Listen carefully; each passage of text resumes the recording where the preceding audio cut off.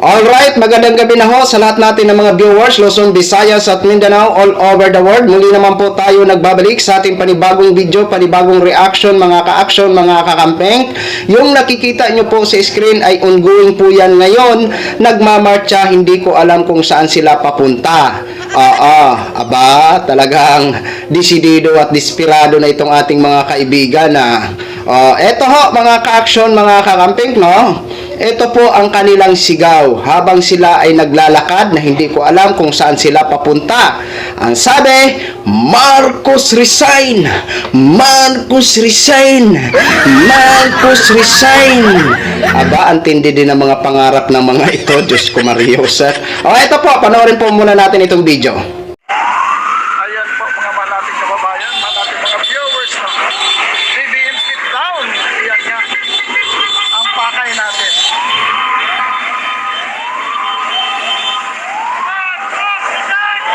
Marcos resign! Marcos resign! Marcos resign! Marcos resign!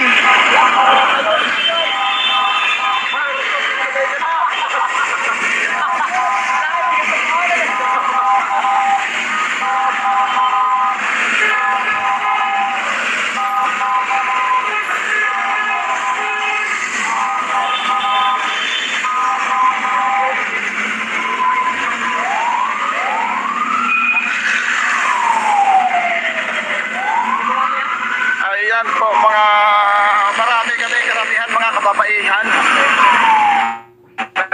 Marcos resign!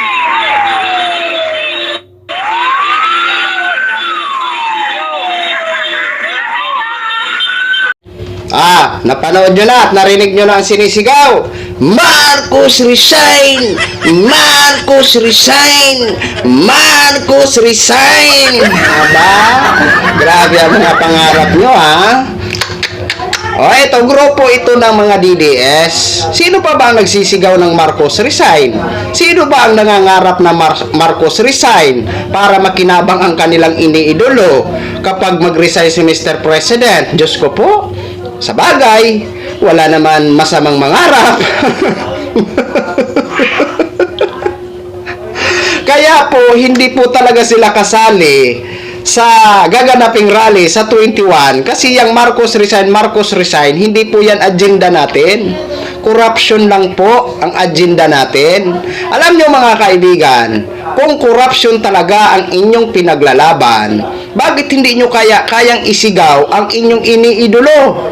Diba? Oo. At dapat isipin nyo kung sino ba ang dapat na mag-resign. Diba? Kung si Vice President ba o si Mr. President Bongbong Marcos na nakikita naman po namin na nagtatrabaho. At si Vice President nakikita din po namin na nagtatravel. At sino ba ang may kinakaharap na sangkatutak na di umano mga aligasyon laban sa kanya? Ang inyong iniidolo, si Vice President Sara Duterte. Alam nyo mga kababayan, kung talagang corruption, lahatin nyo na.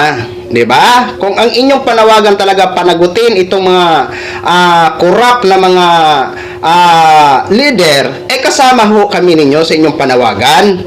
Pero kung yung Marcos resign, abay suluhin nyo, hindi ho kami sasama dyan. Diba? Oo. So, alam nyo mga kababayan, mga uwi na lang ng mga mudoy nyo. So, hindi talaga yan mangyayari yung Marcos resign.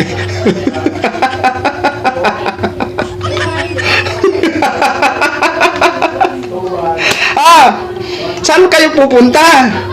Ingat kayo mga kababayan ha, at gabi na ngayon, huwag masyado magpagitna sa kalsada at kayo naglalakad, sa gilid lang po kayo ha. Mahal pa rin namin kayo dahil mga Pilipino pa rin tayo. Pero inuulit ko dyan sa mga panawagan nyo, sus, itigil-tigil nyo na yung Marcos resign. Magsama-sama tayo sa korupsyon. Ipanawagan natin sa 21. No? Sa korupsyon. Diba? Kung totoo kayo, lahatin nyo na. Huwag nyo sabihin, mahal nyo ang bayan. Paano nyo minahal ang bayan kung may dinidipinsahan kayo na isang politiko o iniidolo? Kasi hindi nyo kayang ibigkas dyan yung iniidolo nyo eh. Hindi nyo kaya isigaw dyan ang iniidolo nyo eh. Diba? Dapat Parehas! Oh, di ba? Kaysa Marcos resign, so wala naman mangyayari dyan. So sabi ko nga, mga wi na lang talaga na yung udoy nyo. Sigasigaw, wala mangyayari dyan sa Marcos resign. O, yun lang po mga ka-action ng update sa ating mga ginaganap ngayon na marcha ng ating mga kaibigan ng mga DDS. Okay? Maraming salamat po sa ating mga viewers, Luzon, Visayas at Mindanao all over the world. Ako po ang inyong lingkod, si The Action Man. Good evening, everyone.